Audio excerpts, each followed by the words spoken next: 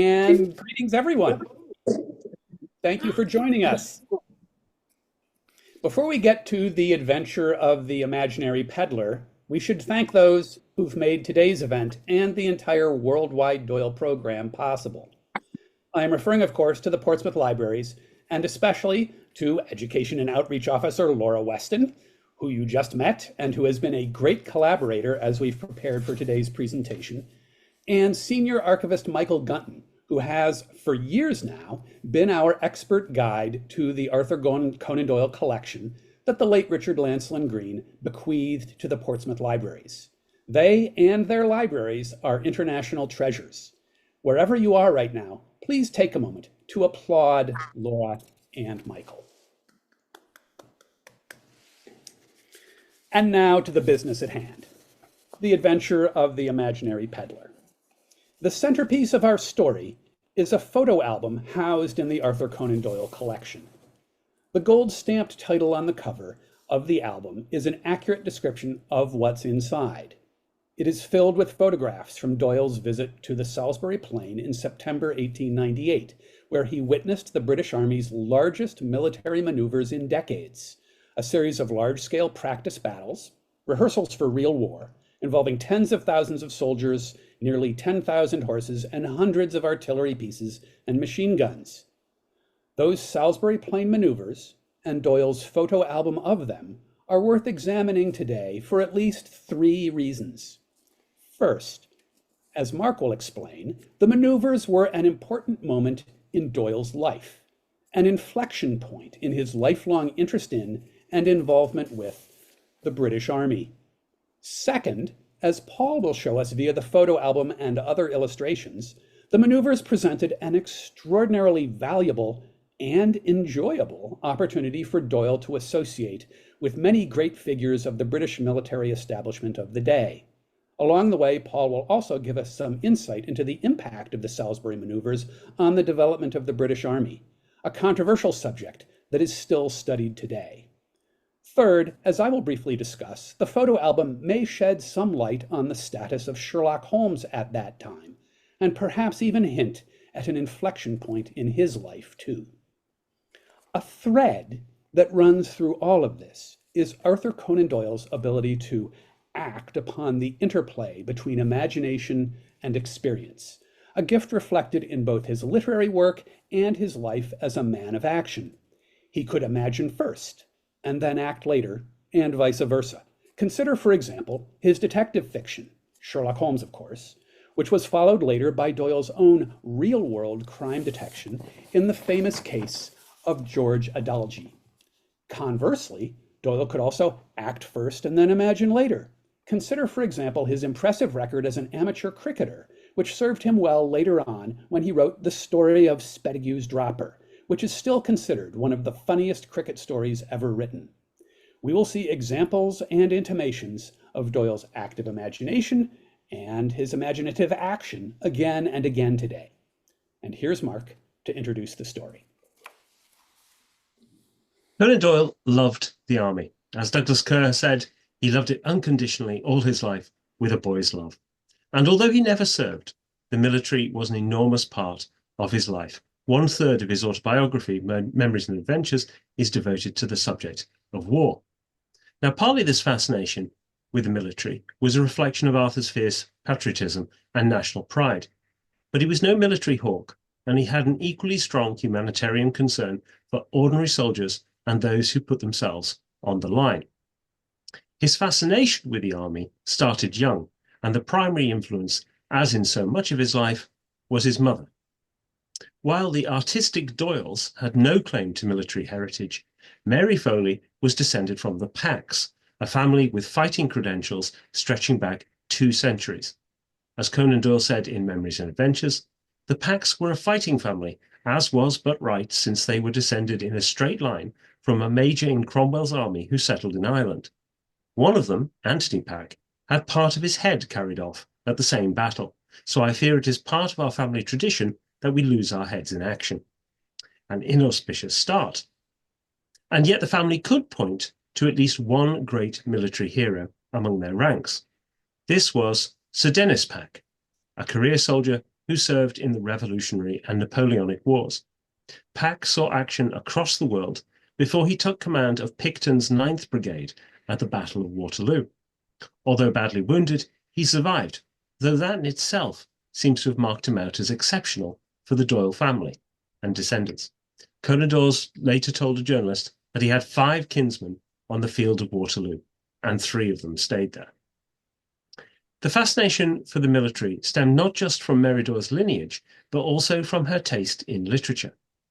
It was from her that he first heard the tales of knights and derring-do, encapsulated by Sir Walter Scott's Ivanhoe, that would inspire him to write 2 of his favourite novels, The White Company in 1891 and its prequel Sir Nigel in 1906.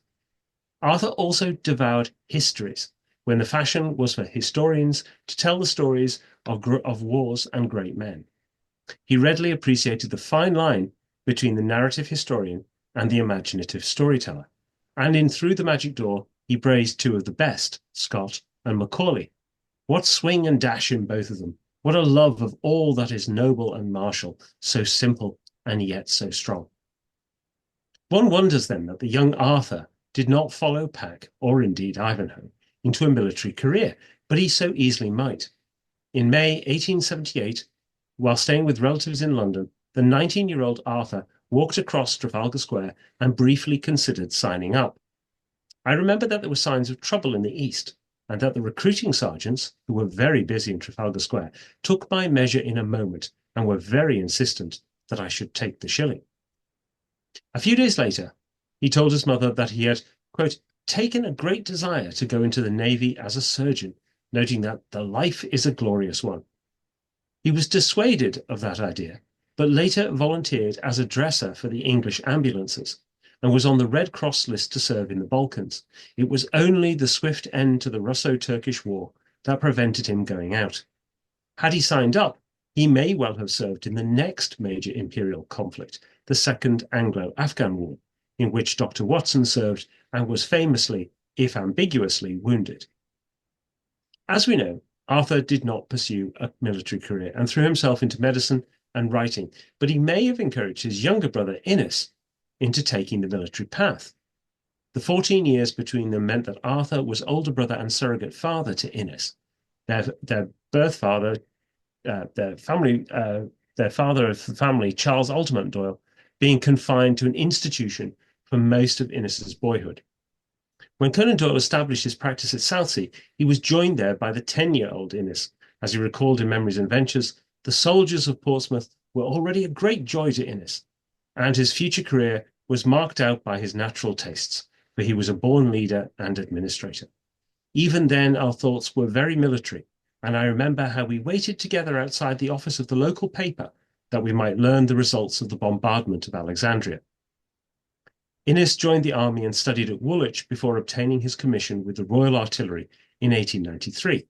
He served in India and China, eventually rising to the rank of Brigadier General during the First World War.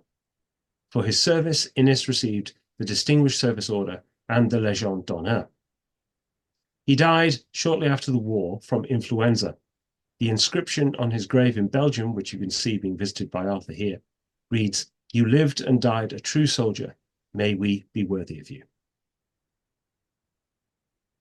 Innes may have been Conan Doyle's only close relative in the army, but he did have other, more influential military contacts, one of whom was the well-connected military historian and journalist, Major Arthur Griffiths, who had been appointed to cover the Salisbury Plain manoeuvres for the Times and invited Doyle to join him. Griffiths will have been aware that Doyle had served a brief term as the Westminster Gazette's correspondent in Egypt in 1896, covering the opening moves of General Kitchener's long-heralded campaign against the Mahdist Empire of the Khalifa in the Sudan. But progress had been slow, and Doyle's time in North Africa was limited. In the end, Kitchener himself suggested that the travelling gentleman go home, as there was no immediate prospect of action. He did, however, gather enough material for 2 short stories, The Three Correspondents and the debut of Bimbashi Joyce, and a novel, The Tragedy of the Korosko, which Griffiths had probably read during its Strand magazine run in 1897. Griffiths had begun his army career as a 16-year-old lieutenant in the Crimean War of 1854 to 56 and went on to serve in India and Canada. He later developed an interest in criminology when, as brigade major in Gibraltar, he oversaw its convict establishment. After leaving the army, he served as deputy governor of the prisons at Chatham, Millbank and Wormwood Scrubs, and then as inspector of prisons. He also published a number of criminological studies, most famously the 3-volume Mysteries of Police and Crime in 1898, which introduced the world to his friend Sir Melvin Macnaghten's notorious trio of Jack the Ripper suspects, thereby launching a dark and enduring pop culture industry. In addition, he wrote detective fiction, popular in its day but dismissed decades later by the crime writer and genre historian Julian Simmons as fifth-rate thrillers redeemed only by the writer's knowledge of criminal habits. Hugh and Graham Greene disagreed and included his 1896 novella The Rome Express in their classic anthology Victorian Villainies. Throughout the manoeuvres, the Doyle and Griffiths parties rented a cottage in the picturesque village of Tefont-Evius, close to Salisbury Plain. Innes Doyle visited when he could obtain leave from camp, and even the Commander-in-Chief, Lord Wolseley, of whom more later, dined with us, as Doyle proudly reported in a letter to his mother. The Salisbury Plain manoeuvres, which lasted from late August to mid-September 1898, were part of an overdue programme aimed at modernising and professionalising the Victorian Army, whose principal role post-Crimean War had been as an imperial military police force. But since the Franco-Prussian War of 1870 to 71 and the ascendancy of an assertive new Germany, there had been growing recognition that Britain may become embroiled in a future European war. In 1898, however, British fears were focused not upon Germany, but France. And even as the army was conducting its war games in Wiltshire, a fresh Anglo-French crisis was brewing in northeast Africa at an obscure fort on the White Nile named Fashoda. Not long before the manoeuvres, the British government had purchased an extensive swathe of Wiltshire countryside to serve as a military training area. And in August 1898, 2 corps, over 50,000 men, 9,000 horses, and 226 field pieces and machine guns in all, had been assembled to stage a simulated invasion and mock warfare over this ground. 1 corps was designated the Blue or Southern Army and acted as the invasion force. The other was the Red, or Northern Army, which represented the home defence. The Southern Army was commanded by General Sir Redvers Buller. He had first seen active service with the 60th Rifles in China in 1860, but rose to prominence during Sir Garnet Wolseley's Red River campaign in Canada in 1870. His position as one of Wolseley's trusted lieutenants was secured in the 1874 Ashanti War in West Africa, alongside a number of other rising officers who would form a clique known as the Ashanti Ring or the Wolseley Ring.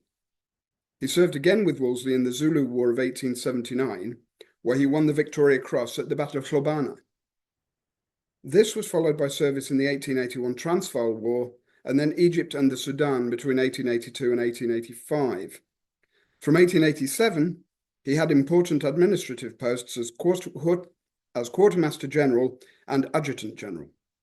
In 1898, he was appointed as General commanding the Aldershot district, having been passed over to replace the aged Duke of Cambridge as Commander-in-Chief in 1895. However, as the Salisbury Plain manoeuvres and his subsequent failures in the opening battles of the Boer War in 1899 would demonstrate, Buller had already risen to, or beyond, his level of competence. The opposing Northern Army was led by His Royal Highness Prince Arthur, the Duke of Connaught, Queen Victoria's third and favourite son.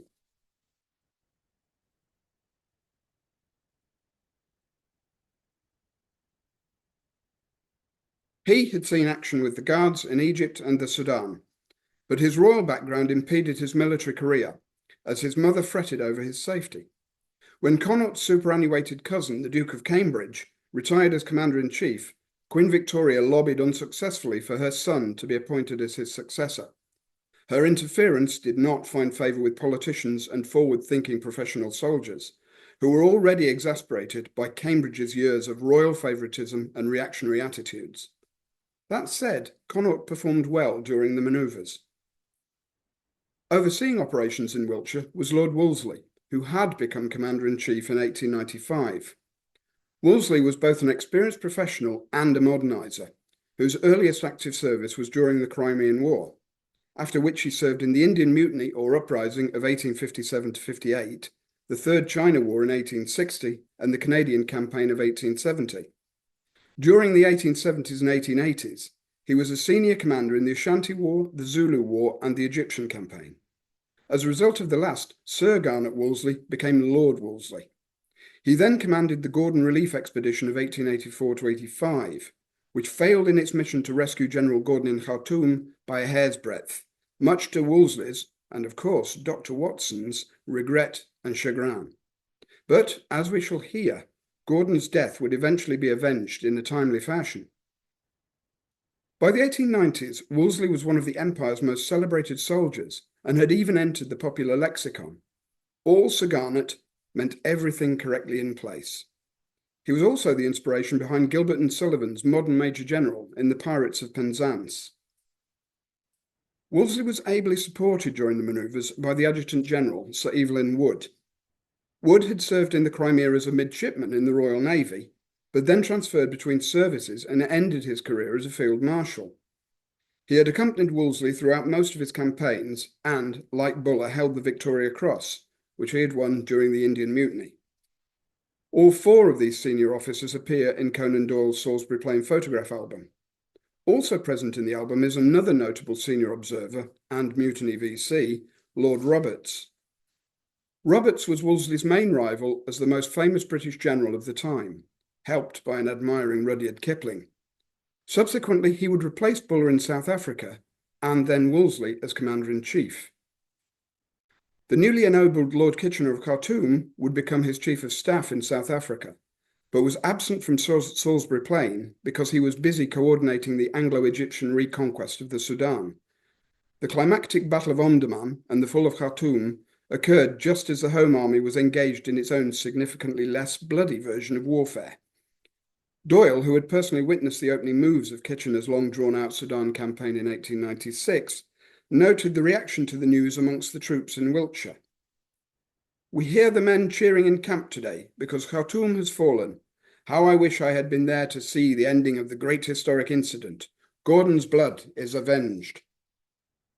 The soldier journalist Winston Churchill, who was soon to become a friend of Conan Doyle's, was there and took part in the celebrated, if ill-disciplined, charge of the 21st Lancers at Omdurman.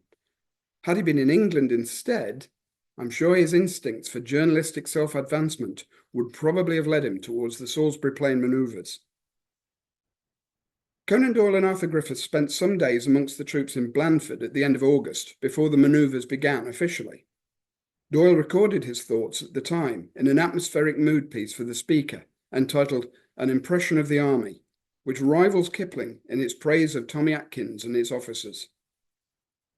The two writers followed the soldiers onto Salisbury Plain to watch the northern and southern forces fighting it out in battles which sound like they are lifted from the pages of one of William Le Queux's contemporaneous invasion novels, Shaftesbury, Melbury Down, and Stonehenge.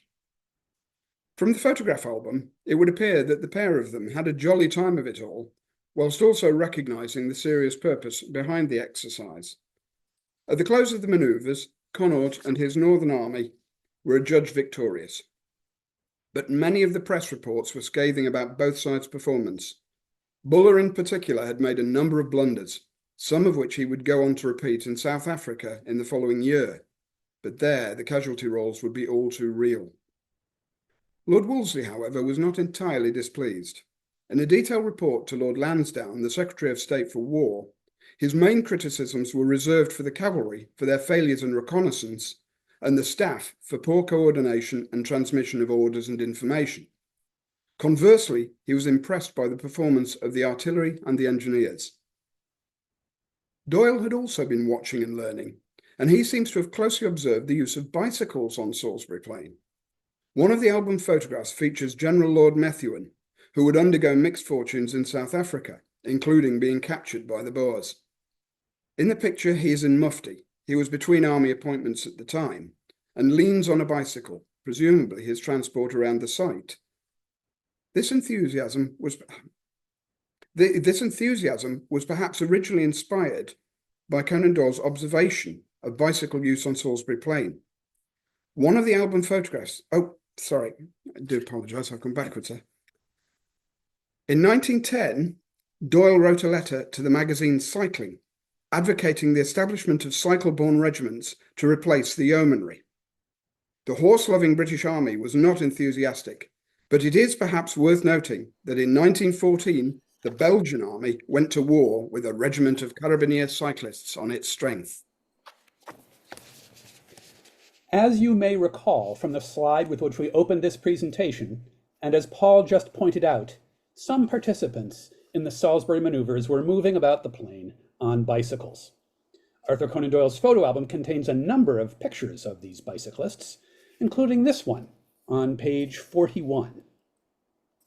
And, as you may recall, the events we are discussing here occurred in September 1898. Keep those two facts in mind, the bicycling and the date. 5 years earlier, in 1893, The Adventure of the Final Problem was published. That is the story in which Dr. John Watson described Sherlock Holmes's mysterious apparent death at the falls of Reichenbach in Switzerland while being pursued by the nefarious Professor Moriarty. This marked, as far as the reading public knew at the time, the end of Sherlock Holmes. As we all know here, it was not really the end of Holmes, but no one knew it at that time. When Doyle was visiting the army on Salisbury Plain in 1898, it certainly seemed that Holmes was gone for good, and had been gone for 5 years. And Sherlock Holmes would not return to life until 1903, 5 years after the Salisbury Plain maneuvers, in The Adventure of the Empty House, in which Dr. Watson described Holmes's miraculous escape from Professor Moriarty at the Falls of Reichenbach and reappearance in disguise at 221B Baker Street, to the shock and joy of the good doctor and the reading public.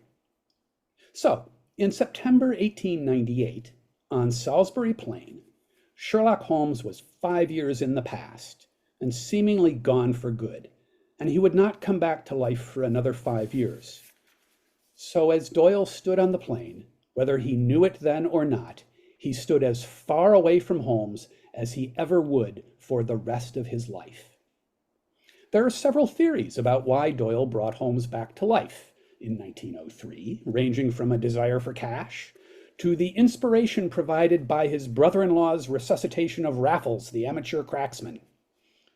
Or could it be that the spirit of Holmes never really withered in Doyle's breast? That Holmes was always there, even in 1898? That it had always been just a mere matter of time before Holmes returned? If that was the case, it would go a long way toward explaining this picture on page 51 of Doyle's Salisbury Plain photo album.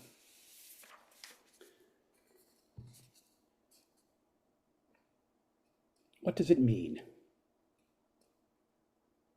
Is Doyle's peddling friend imaginary? This person for whom he appears to be holding this bicycle standing just outside the frame? Or does this mean that Doyle himself is really Sherlock Holmes? Or is that fellow standing next to him, with face discreetly turned away and shaded by his cap, the real Holmes? Who knows?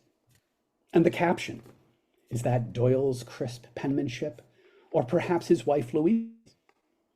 Or is it a forgery? Could it be that your humble presenters today are seeking to perpetrate a Piltdown caliber fraud upon you? The game is afoot, or a peddle. In any event, when Holmes returned in 1903, his adventures would involve plenty of bicycling by a variety of characters traversing expanses of British countryside, including a client in the Adventure of the Solitary Cyclist, a perpetrator and a victim in the Adventure of the Priory School, and even Holmes himself in the Adventure of the Missing Three-Quarter. Did this close association of Holmes and the bicycle first take root on the expanses of Salisbury Plain? There is indeed much that might be read into that 1898 photograph of Arthur Conan Doyle or as, Sherlock Holmes. The resurrection of Sherlock Holmes was still 5 years off in 1898, but Conan Doyle would have his own near-death experience before the great detective miraculously reappeared in Dr. Watson's surgery. Less than 2 years after Salisbury Plain, Arthur served as a medic in John Langman's field hospital in Bloemfontein during the Boer War. Although he originally sought to enlist as a soldier and was rejected by the Middlesex Yeomanry on account of being too old, being 40 at the time, he was clear that as a medic, he was performing an equally patriotic duty. For them, the bullets, for us, the microbes, and both for the honour of the flag. After the war, he would perform another such duty in defending British behaviour in South Africa. This started early on the trip back, when he took issue with a French officer who alleged the British had used dum-dum bullets. Another passenger interceded, Bertram Fletcher Robinson, and so a friendship was struck that led ultimately to the Hound of the Baskervilles. But that is another story. His main defence came in the pamphlet The War in South Africa, Its Cause and Conduct, released in 1902. Today, we understand it to be as blinkered and partisan as it is rousing and patriotic. It was for this, though, and not Sherlock Holmes, that Arthur received his knighthood in 1902. But his fascination with the military did not end there. Having mingled with the high-ups at Salisbury Plain and the rank and file in South Africa, he became increasingly vocal about the pressing need for military reform. For much of the next 20 years, Conan Doyle threw himself into campaigns to improve the lot of the British Army and the ordinary soldier. This included arguing fiercely for vaccination, body armour and life jackets, rifle clubs and territorial units, although his campaign for bicycle regiments was given short shrift. By the First World War, Conan Doyle had established himself as an amateur authority on such matters and perhaps something of a nuisance. He was a frequent correspondent to the newspapers, complaining of lack of military readiness and offering doom-laden predictions. One of these came true, his prediction of submarine attacks on commercial shipping in his counterfactual short story Danger, which was published in the very month that the war began. During the war, Conan Doyle sought to serve from his desk and set to work on a history of the Western campaign, which would eventually stretch to 6 volumes. The work amply demonstrates the extent of his connections with key military figures, being replete with first-hand accounts, although Arthur would be criticised for naivety and taking too many at face value. He also briefly visited 3 fronts as an independent observer in 1916, for which he sported a unique uniform of his own design in his capacity as Deputy Lieutenant of Surrey. This has led to some allegations that Conan Doyle was playing at being a soldier, with Lucy Worsley in particular presenting this episode as a sad delusion. Whatever Conan Doyle's motivations, he was not so deluded as to think different of it later. As he says in Memories and Ventures, I went straight off to my tailor, who rigged me up in a wondrous khaki garb, which was something between that of a colonel and a brigadier, with silver roses instead of stars or crowns upon the shoulder straps. As I had the right to wear several medals, including the South African, the general effect was all right, but I always felt a mighty impostor. After the war, Arthur's interest in military reform was largely supplanted by his spiritualist crusade. While we know he harboured spiritualist convictions as early as the 1880s, it seems likely that the tragedies of the war confirmed these latent instincts, as they did for many others. For Arthur, tragedy came very close to home. His first son, Kingsley, had been studying medicine when he was called up for the 1st Hampshires, where he rose to the rank of acting captain. Arthur's letters show an acute and painful desire for Kingsley to be kept out of harm's way, at one point hoping for a transfer to the Egyptian Expeditionary Force, which was not expected to see action. But this was not to be, and on the 1st of July 1916, Kingsley was injured at the Battle of the Somme and sent home to recuperate. A year later, he was back at the front line. He returned again, but eventually, like Innes, he succumbed to influenza and died in October 1918, just shy of his 26th birthday. So what do we make of Conan Doyle's trip to Salisbury Plain in 1898? Seen in context, 1898 feels like an inflection point, a moment that set his trajectory for many years to come. Before Salisbury Plain, Arthur was an enthusiastic observer of military matters, someone who had toyed with serving, but had only really witnessed the prospects of action from the sidelines in Egypt. After 1898, he had not only seen action, albeit play action, but he had met the military figures who would dominate the British Army story for the next decade. Armed with knowledge and networks, he threw himself into a campaign for army reform that he would return to time and again. Perhaps most importantly, this spurred him to pursue other campaigns too, from divorce law to the right of appeal and eventually to spiritualism. Salisbury Plain, then, is part of the emergence of Conan Doyle as a popular campaigner. Oh, and a final point. If you are ogling that picture of Sherlock Holmes and want one for your collection, Portsmouth Libraries have a limited edition print run of postcards you can buy at the link that Ross is putting into the chat now.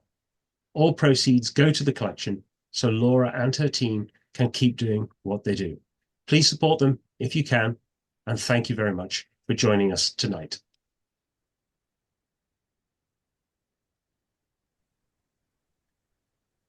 Thank you. Wow. I had a great privilege of being in the research room when Mark and Ross were looking through that album. And at last, all has been revealed. You kept very quiet at the time. And now I know. Fantastic. Thank you. Who the people were. And put it into context. I'm sure you've all enjoyed that as much as I have. It's time for questions, and I'm sure you all have lots. If anyone would like to come forward, if you would like to unmute and ask your question, if you have one, that would be amazing. I can get my chat box up. Can we ask our question out loud? Yeah, go for it.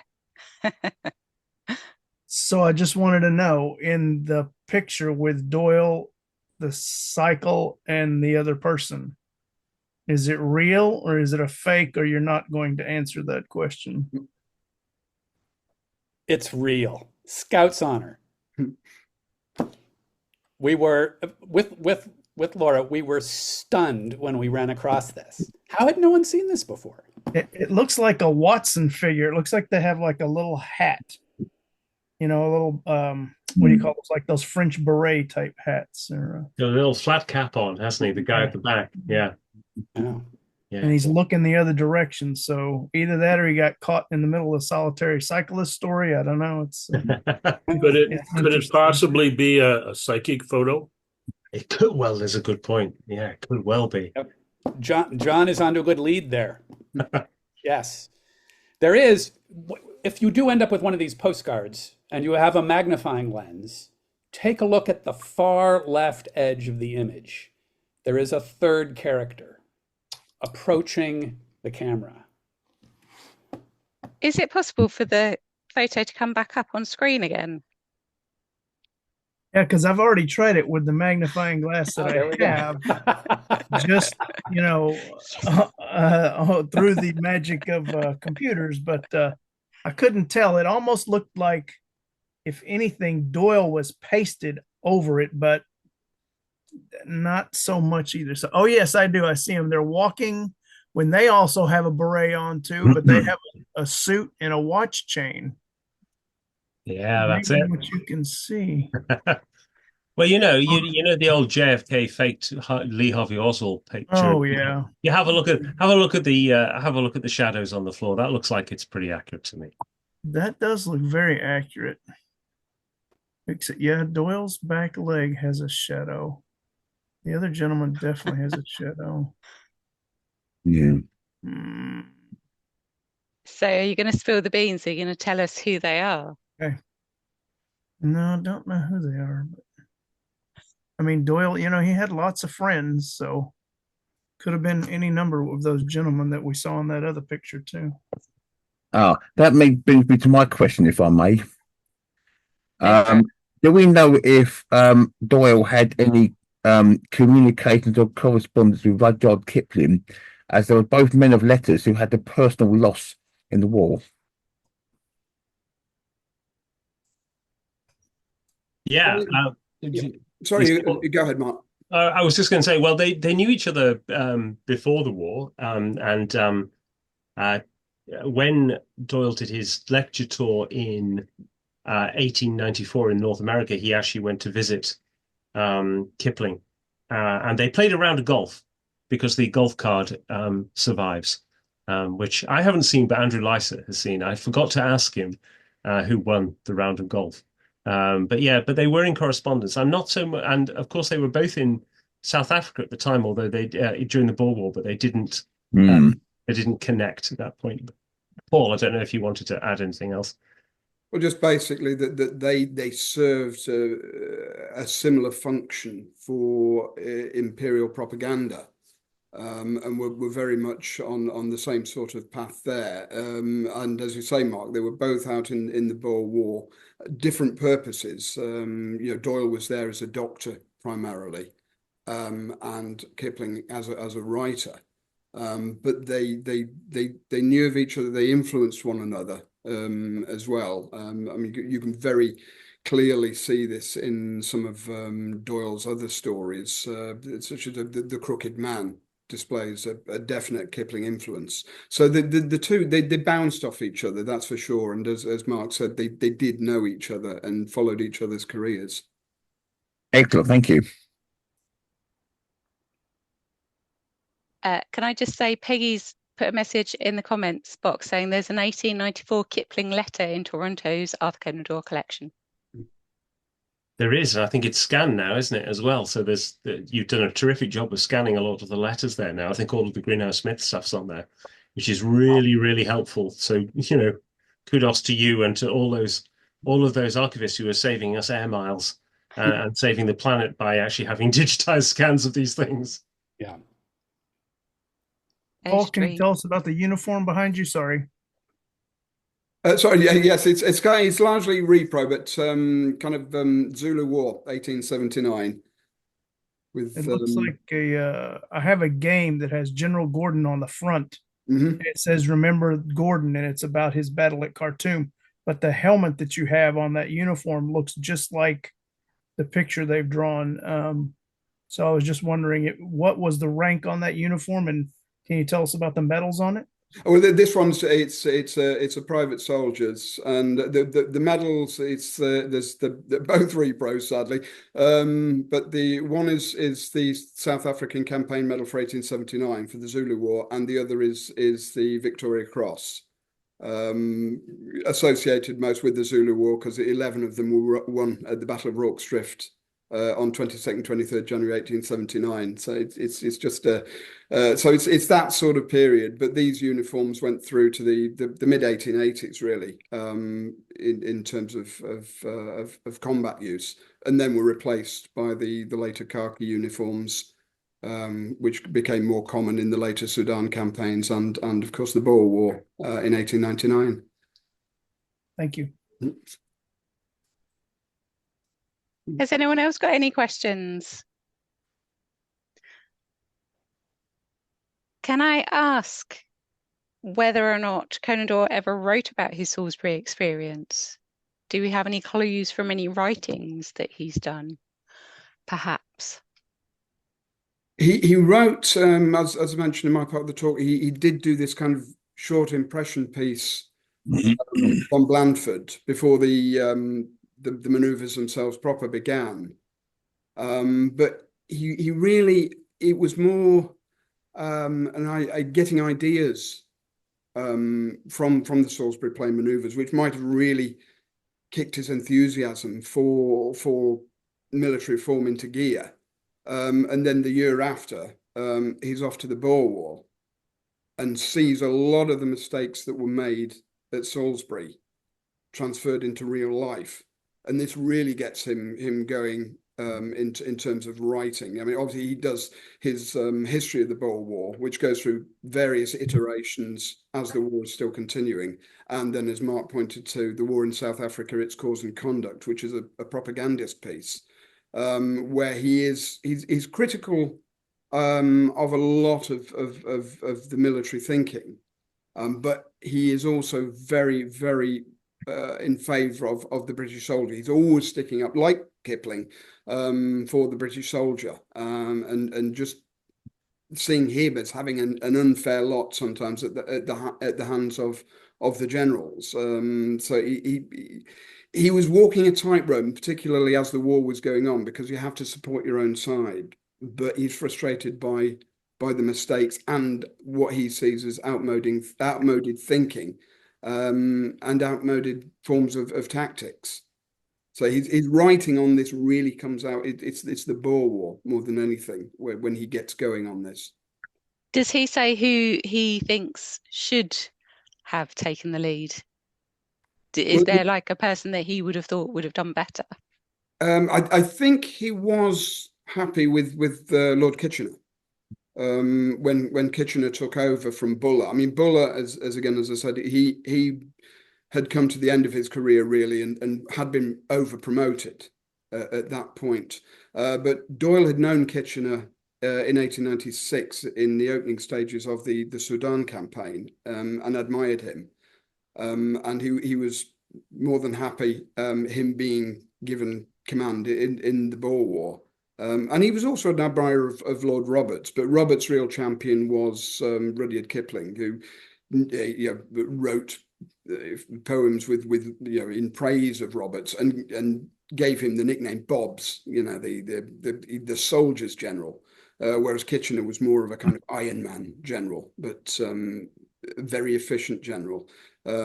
But he got a lot of the blame for the scandal over the concentration camps where Boer families were herded to take them off the veldt, and to try and prevent the supply chain for the Boer commandos. And Doyle spent a lot of time in the war in South Africa's Cause and Conduct defending what was going on there and defending Kitchener. Wow. On a much lighter, less significant note about the influence of Salisbury, it is funny how the bicycling business correlates, but maybe does not cause, a change in the Sherlock Holmes stories. Before 1898, in the 19th century Sherlock Holmes stories, there's one reference to bicycling, and that's John Openshaw's father, Joseph, sees his business grow when the cycling craze kicks in because he makes tires for bicycles. And that's it. That's all there is. And yet we also know, if for no other reason, from the Strand profile in 1893, that Doyle liked cycling.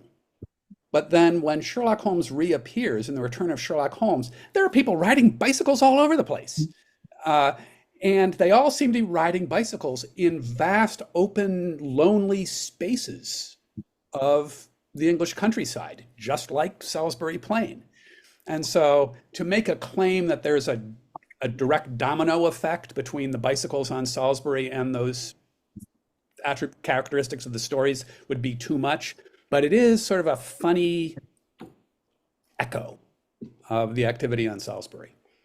And there is, of course, that famous picture of him and I believe his first wife on that huge tricycle or whatever it is. Exactly. That picture is in that Strand profile. That's right. Yes.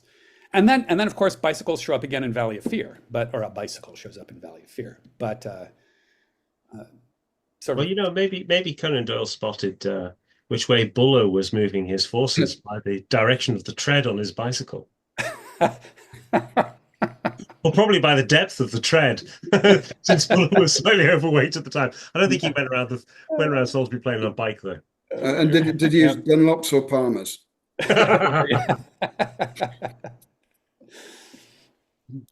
Would it not have been rather impractical? Have you been on Salisbury Plain and seen how bumpy it is? It is, isn't it? And I was also a bit worried when, there's that wonderful picture that Paul found from the graphic of the armed forces around Stonehenge. And, there's also that reference to 226 field pieces. I mean, presumably they weren't firing ammunition anywhere near Stonehenge, but, it does make you a bit worried about it. Yeah. Just a sidebar, but I was thinking about bicycles on the battlefield, and it sort of anticipates World War I when they found that the motorcyclists dispatch rider was a very efficient way of moving messages around. Mm-hmm. Yep, good point. And as I mentioned in the piece, the Belgian army certainly did, the experiment with cycle regiments. But obviously, the nature of World War One, as it bogged down, mitigated against that anyway. Yeah. I think wasn't Conan Doyle's piece about territorial army was also bicycle regiments in Britain as opposed to overseas. So the idea of that almost like a home guard could move around quite quickly. He wrote something on that too. So, but the other thing again, as I say, he was up against it with the British Army because it's so certainly at that time horse based, and so many of its senior officers were cavalry officers, and there's no way they're going to have their horses replaced. Yep. Has anyone else got any questions out there? I thought that was absolutely wonderful. I do have to apologise. I have seen some comments about buying postcards. I am very sorry. We are a local authority who is based in the UK. If you could have seen the last couple of weeks trying to negotiate finance and a UK system, we are in works with trying to sort out something much better. So please do bear with us. In the meantime, if you do get any problems, our email address is on the end, sherlock.holmes@portsmouthcc.gov.uk. Just get in touch. I manage that inbox. So just ask and I will come and help you. Any problems at all, just come to me, please. Ross, Paul and Mark, I'm going to hand the last few words over to you.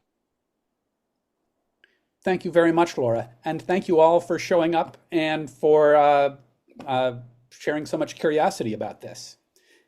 This whole episode was a new adventure for us. We hope you enjoyed it. Paul, thank you. Mark and Ross did a lot better with some adult supervision. It's the truth. It is the truth. And a larger supply of brain cells, frankly. So. Oh, my blushes, gentlemen, my blushes.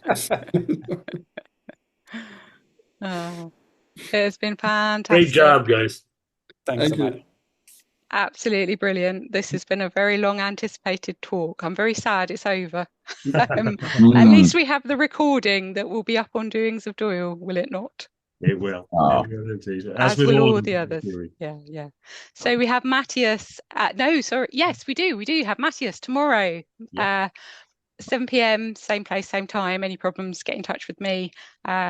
Feel free. Someone's asked me about my email. Just email me. I really don't mind. So any problems, do get in touch. I look forward to seeing everyone tomorrow at 7 p.m. on Zoom. Thank you, Ross, Mark, and Paul for just everything. It's just been so lovely to work with you again. And with you. Thanks a lot. Take care, everyone. Adios.